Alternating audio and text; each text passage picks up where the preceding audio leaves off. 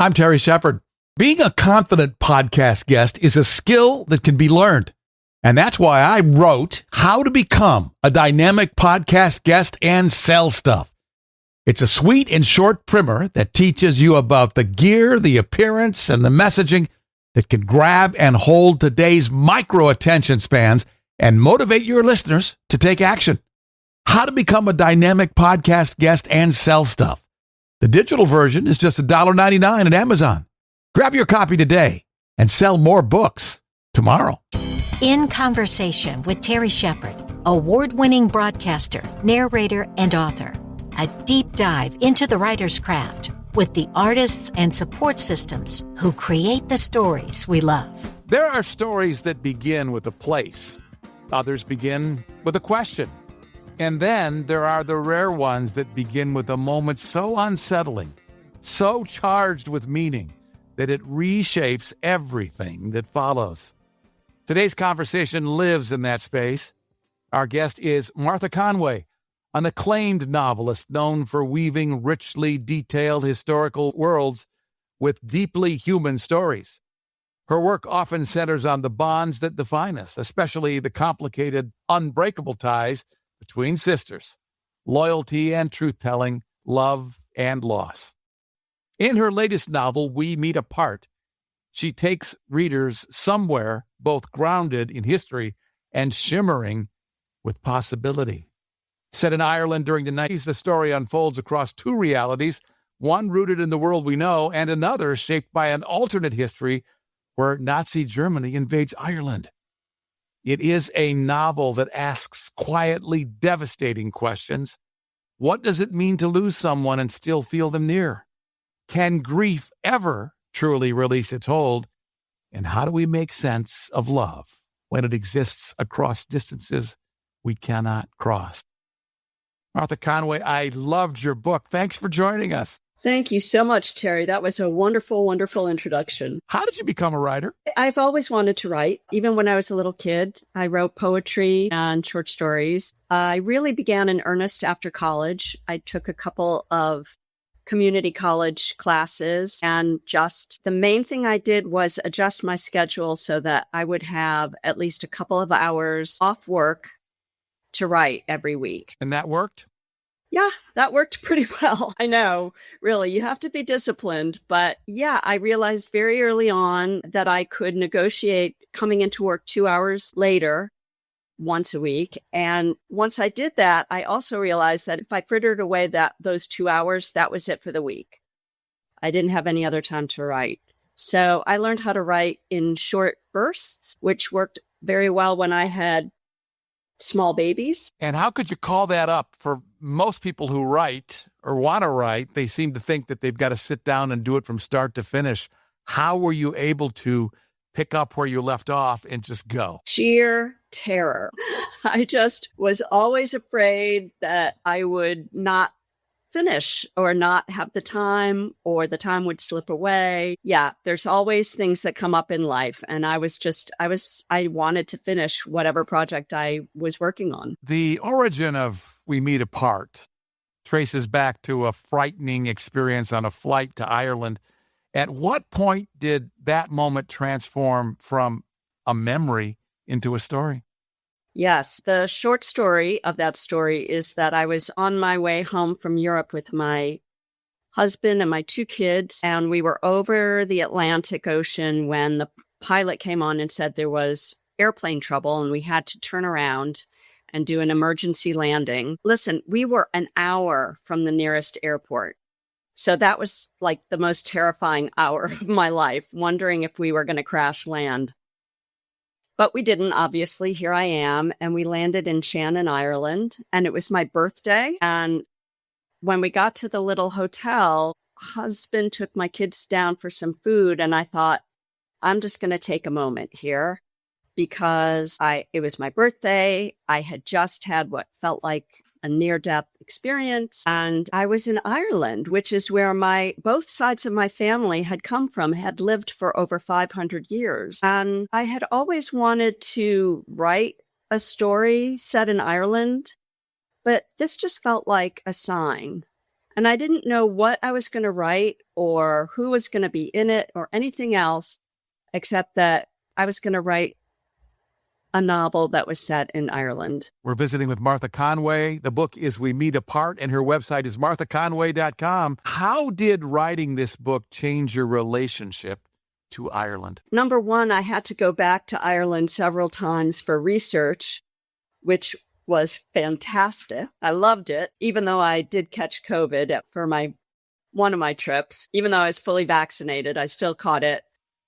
But I just sat in my hotel room eating scones, and it turned out to be fine. I can't say that I don't feel like Ireland is my country. It's not my country, but I do feel a kinship to it. And I grew up in Ohio, and every time I went back to Ireland, I thought, wow, this landscape really reminds me of Ohio. And maybe that is one of the reasons my great-grandfather landed in Ohio, because it was reminiscent of Ireland.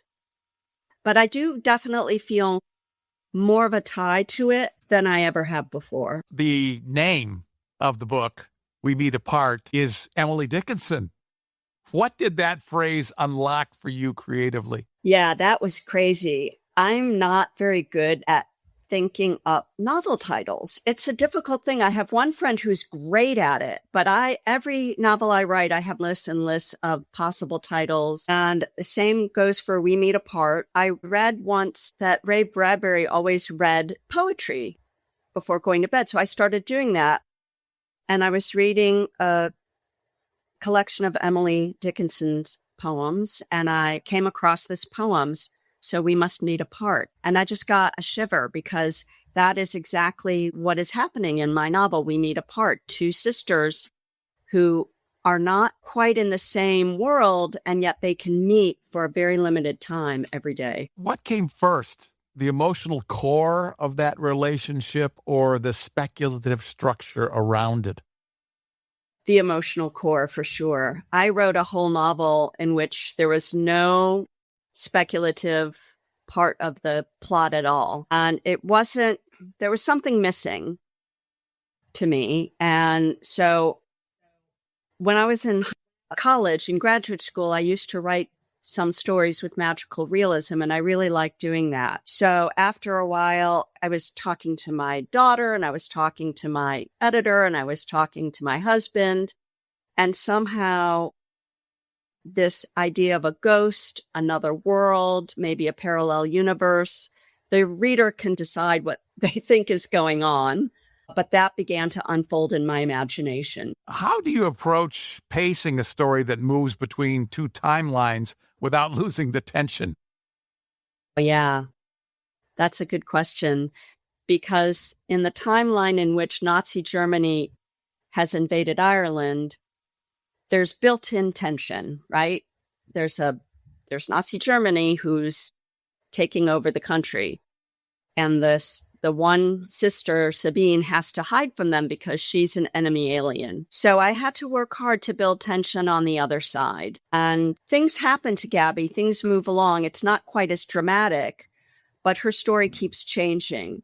And so I think balancing those two, having something really dramatic and then going back to something that is less dramatic but still moving towards some sort of build-up, that helped a lot. Our special guest is Martha Conway. We're talking about We Meet Apart, her latest and greatest. Her website is marthaconway.com.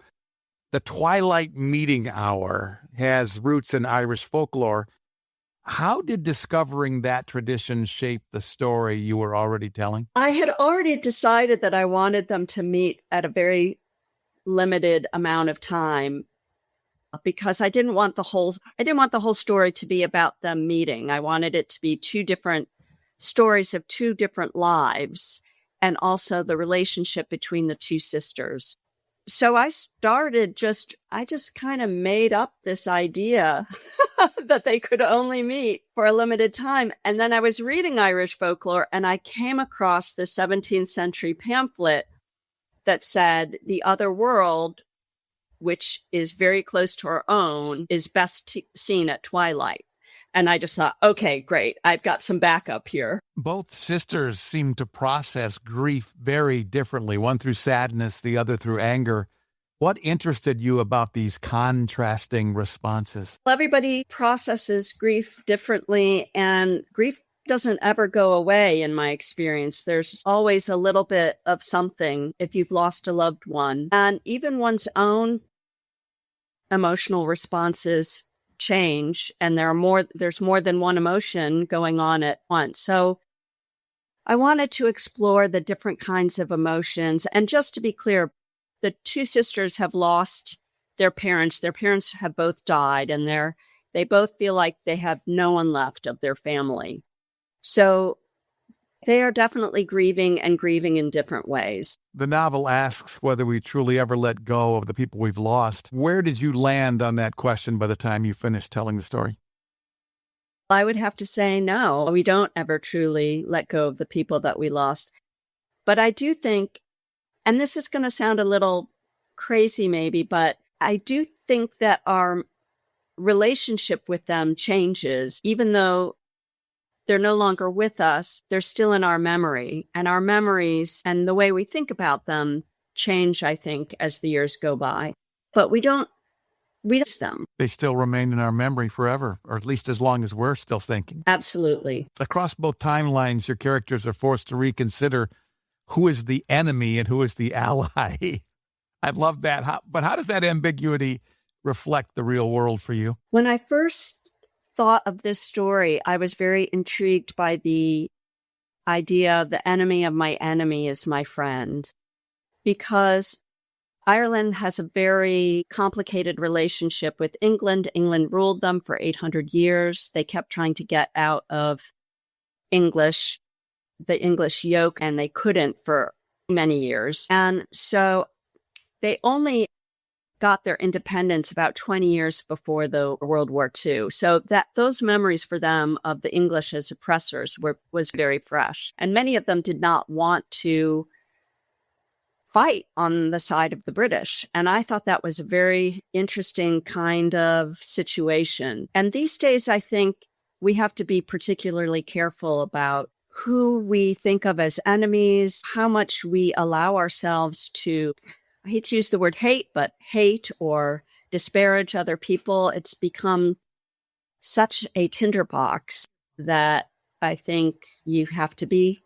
In the process of writing, there is that moment where hopefully things come together in your mind and the story seems to make sense and you know where you're going. At what point in drafting We Meet Apart did that happen for you? Without giving too much away, I think the moment that came was pretty far down the line. In other words, I wasn't writing the first chapter, the second chapter, the third chapter, and thinking, all right, I've got it. I went way past the middle of writing the manuscript, still thinking, I hope this works. I hope this works. I had fun writing it. It was challenging, but it was really fun to just completely make up this whole timeline. And I did a lot of research on similar countries that were under Nazi rule and what that was like. But really, I only felt like I got it when the pivotal moment in which both sisters are together and they have to either commit to each other or separate. And I wrote that scene. And that was when I thought, okay, this is going to work. Writing is a journey of discovery and surprises. What surprised you about this book? Oh my gosh, so many things. It surprised me that I was writing an alternate timeline of World War II. I never imagined doing that. There are always characters that surprise me in every novel that I write, secondary characters who become so interesting to me that I kind of elevate them and I keep writing about them. The 11-year-old Nora, the gardener's daughter, I really loved her and she was a surprise, as well as the Nazi soldier who is he's in both timelines and he has a different role in each. He was surprising to me as well. How do you write a dual timeline book so people don't get lost? I know, Terry. I'm worried about that every single night. I have tried really hard not to let people get lost. I feel like with fiction, the best thing you could do is just let readers just swim in the plot and just take things as they come. But of course, if they're confused, it's not going to be a pleasant journey for them. So I have an author's note in the beginning explaining a little bit. And I also very prominently say whose point of view the chapter is from, either Gabby or Sabine, and whether it's the real world or the other world. And I just say it explicitly. This is Sabine. She's in the other world. What do you hope people will take away from their encounter with We Meet Apart? That they read the book and find themselves thinking about people they've lost or their sibling relationships, and that also they just enjoyed the unusual journey of exploring sibling relationships. What's next? The book that I'm working on now is set in New Hampshire in 1820, and it was inspired by an article I read in the New York Times Magazine about how employers watch employees' time and what they do. Something happened to me that's never happened before, which is I saw the whole story in an afternoon. I just started writing in a narrative form what the story was going to be about. And it's basically about a factory that is dangerous, that is set in a rural New Hampshire town, and what the townspeople do. Tell me about the family connection to the story. As you can imagine, I come from a large Irish family. I have 6 sisters and no brothers, so I do write a lot about sisters. Where are you in the lineup? And I'm on the B team. Yeah. So your parents were totally exhausted about parenting when you came along and you could do whatever you wanted. So totally exhausted. I got away with so much, and my older sisters still rag me for that. The book is We Meet Apart. It is written by our special guest, Martha Conway. Her website is marthaconway.com. Martha, this has been great. Thanks so much for the conversation. Thank you, Terry. This has been wonderful. In Conversation with Terry Shepard is a copyrighted presentation. All rights reserved. I'm Lisa Davis. Join Terry Shepard next time in Conversation.